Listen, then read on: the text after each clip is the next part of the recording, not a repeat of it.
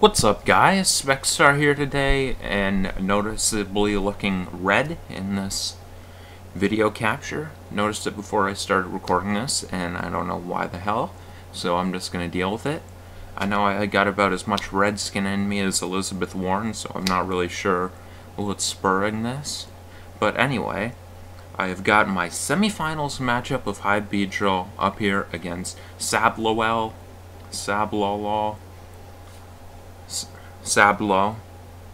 whatever you call him, the Sabmeister, S-Money, the Sizzler. You can call them whatever you want. They're all acceptable names and widely used. And in this matchup here, I'm going up against a nice T-Tar Excadrill combination, Mega Lopunny, Mimikyu, Crobat, and Gourgeist. Among the Pokemon there, optional Z users are Excadrill, Crobat, and Mimikyu. I always suspected Mimikyu would be most likely. In the mocks I did, I saw a fair amount of Crobat actually, so that was worth noting. And my team is right over here. Let me switch over to the view before I forget to do so, as I have been known to.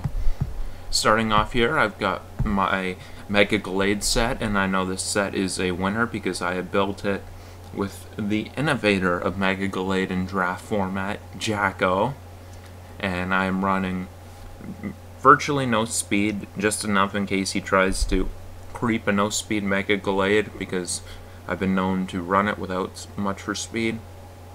And what I do like to run on it is a lot of HP, and in this set I went all the way with attack.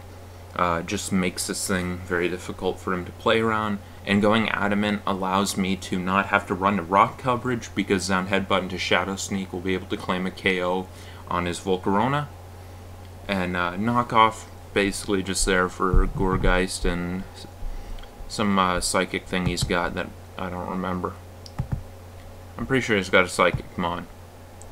Next up here, I've got my physically defensive Zygarde with Rest Talk, and this is basically just a set that he actually has a hard time breaking. I was kind of looking over the matchup and thought that if a bulky Zygarde caught him off guard, he could have a difficult time dealing with it. He doesn't have too much for prolific ice coverage. He does have things like Ice Punch or Ice Beam on the T-Tar, and HP Ice on the Crobat was something I saw quite a bit, but not too much, and not much else is doing that much to it. Lopunny could run HP, or not HP Ice. I mean, I guess it could, but it wouldn't. It could run Ice Punch, but I didn't see much of that, and it kind of... No, it's not really switching on that even still, even with the physical defense, but it can kind of, if it's weak, and pick it off. Next up here, I've got my Scarfed Hoopa Unbound. Didn't bother with HP, put the little bulk I had into defense to help me take Shadow Sneak from Mimikyu. Since Hoopa already has good base HP and shit defense, it helps to invest that way when you can. I've got enough speed here, just no nonsense, enough speed to cover a max speed Lopunny, not screwing around with that thing. And then just basic common coverage here for physical. It had a good matchup. Didn't really need to scratch the brain too hard to come up with a moose here. Running both Knockoff and Hyperspace, because if T-Tar's still around, it can pursue me. So there's Hoopa has a really solid matchup, but for it to really do anything, I gotta get rid of T-Tar early, or at least put it in range of Hyperspace, and then stall out the sand, because Excadrill can revenge this thing, because as I've said, it has piss defense. Very little. Yeah, so there's my set there. Oh yeah, I was explaining I have Knockoff in Hyperspace because I can't lock in Hyperspace. That would put me in range of Pursuit, whereas it would not if I was just locked in a Knockoff and I had to switch out on a Pursuit. I could take one in that scenario. Next up here, I've got my designated lead, as I've been known to do, with my Adamant Banded Metagross. It just has good potential to claim a KO early, and if I do manage to stash it for a later game, I can save Bullet Punch to hit a Volcarona if it takes a Zen and a Shadow Sneak, or I could hit a potential Mimikyu if I'm out of range of its Shadow Sneak, and things like that. I got rocks on this thing because basically the mons I had to bring for this game, I couldn't really fit a proper rocker. There were some potential things I could get up rocks on with this, like Gourgeist, provided I stayed out of range of Shadow Sneak, so that was worth slipping on there. Meteor Mash, basically just the move to click. It kind of 2KOs anything, which gives this thing potential as a lead, as well as it being able to take a hit from anything like Excadrill or T-Tar. Depending on the set, of course, like a Banded T-Tar or a Life Orb Adamant Excadrill could take it out, but most else couldn't. And next up here I've got Entei, and I'm rocking the Salac Berry Natty Gift, which is allowing me to, with 100 power, throw off one fighting move. I could have went for a Z Rock Smash, but that A told him early that Hoopa's not a Z move. Not that I didn't bring any. Oh, tells him that Hoopa and Zygarde are not a Z move, right? But he'll probably see Lefty somewhat early on Zygarde, so more so for Hoopa. Also, I could potentially get in range of popping the Salac Berry, which would allow me to speed tie with Volcarona, and that thing was a threat, so Salac Berry over the Z move was nice there as well. Plus, also, if I just didn't have to click Natty Gift, Salac Berry was at least more useful in a Z move I was never going to click, because I don't care to click this move against anything else except for T-Tar. The only other scenario where I'd even consider clicking it is if I needed an accurate move on a weakened Mon, because Sacred Fire can kind of miss, even though, I mean, not really. Although maybe I shouldn't get too confident in that. Lastly, I've got a Drampa, which is kind of, how do I explain it? Well, it comes in as a switch for things like Tentacruel, like Quagsire, like Gourgeist. I get to throw off glares and kind of annoy him a little bit. It can be a little bit of a soft check to Volcarona. If the thing sets up, Drampa's not 1v1ing it, but I could at least throw off a glare, which makes it easy to revenge kill for Hoopa, Entei, whatever. Glade, too. Things like that. He doesn't switch in too easily on Dragon Pulse and Focus Blast. Focus Blast basically hits Excadrill, T-Tar, things that D-Pulse don't. Mostly I just would want to click Dragon Pulse anyway. So back over to the game, right? Let's get the action started, and the action did not take long to come in this game. So, starting off, I lead Metagross, as was always the plan, and I go right for Meteor Mash on the T-Tar. His only switch into Meteor Mash. He could have went into Gourgeist. I don't actually remember if that's a 2KO on Gourgeist, but Sand's up, so it's not like he's able to synthesize off anyway. He could have went into Excadrill, but I would be absolutely fine to get off half of its health early, especially when Life Orb was something I was looking at as a real possibility.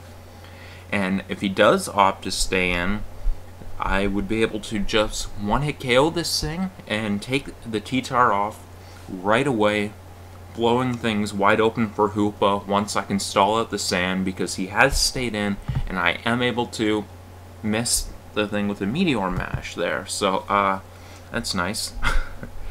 So yeah, I missed that Meteor Mash, and so here on this turn, I have some decision making to do. I could have done one of 2 or 3 things. I could have tried to go into Zygarde, but I'm not confident in Zygarde being a great switch into this thing, especially since I'm not seeing a lot of attack investment there in that crunch. That means that the door is definitely wide open for Ice Beam, and especially with Zygarde not having much attack, I don't know how great of a switch in it is. I could have went into Glade, and I would have took quite a bit from the likely crunch, but it also would have activated my Justified and given me an attack boost. Or I could think that here that he might want to predict me to switch out and get up his rocks. I thought that was a very real possibility here, So instead of going into Gallade, which I probably would have done if I had some kind of assurance he was going to go for Crunch, I'm actually going to make the play of going for Meteor Mash, trying to cover him, potentially going for Nice Move, or potentially setting up rocks. But he does go once again for Crunch here, and I'm unfortunately going to lose my Metagross without it doing anything here. I bring in my Gallade on this thing, and I'm actually just going to click Knockoff. I know T-Tar is very important. It could be absolutely Chople Berry, so I'm actually going to knock off here, and I will see that Chople Berry. I knew it could be, but either way, it would have been a 2 KO from Drain Punch, and it's not like I was going to recover any health from it. So, Knockoff I thought was my smartest play here, which covered Mimikyu, Gourgeist, and of course Chople Berry, which I think would be the only reason he would ever leave T-Tar in. Unfortunately, he does get up his rocks here, and now that that's off, he knows, of course, that that thing would drop to a Drain Punch, so I'm just going to click Knockoff again, knowing that he can't risk his T-Tar anymore. Crobat comes in, and I definitely don't want to let Gallade take a hit from this thing. I'm actually just going to go into my Zygarde. From what I saw in mocks, I saw a lot of nasty plot with Flying EMZ, and by a lot of it, I mean I had 2 games where I saw it. So, when I saw Safety Goggles and Max HP, I definitely thought this would be Brave Bird. So that inspires me to go into my Zygarde. He actually does just go for the Air Slash here. And he goes into T-Tar here. I'm just going to go for my arrows. He could have went for HP Ice, but based on what I saw from that Air Slash, he is not special attack invested, and HP Ice would do like a pitiful 28% or something like that to my bulky Zygarde. T-Tar comes on the arrows. Unfortunately, has enough HP to eat them. I imagine if he's bringing this thing in, he's going to be going for what I would guess would be an Ice Beam. It could also potentially be an Ice Punch. So I'm actually just going to have to switch this thing out into Gallade. He goes for Ice Punch. Does more than I'm comfortable with, but still not much. Gallade getting weakened down here a little bit. I'm losing the potential to kind of get to throw off a Shadow Sneak on Mimikyu, so it's not exactly ideal, but I had to make tough choices here. Crobat comes in as I click Knockoff. I didn't need to do anything to predict the Crobat since I carry the Shadow Sneak in the back to pick this thing off, and I was willing to click the safer move that covers Gourgeist at the risk of losing another turn of sand. He brings in Lopunny here, and I had to think quite a bit about this turn before just going to sack off my Drampa. I could have went into Zygarde, but I wasn't really beating that thing. I would have got to throw off 2 Sleep Talks worth of attacks on the thing, but then I would have eventually won by clicking High Jump Kick, assuming it landed, which with my luck I'm quite certain it would. I could have went hard into Entei to pop my Salac Berry, but if he had Quick Attack, he would have picked me off.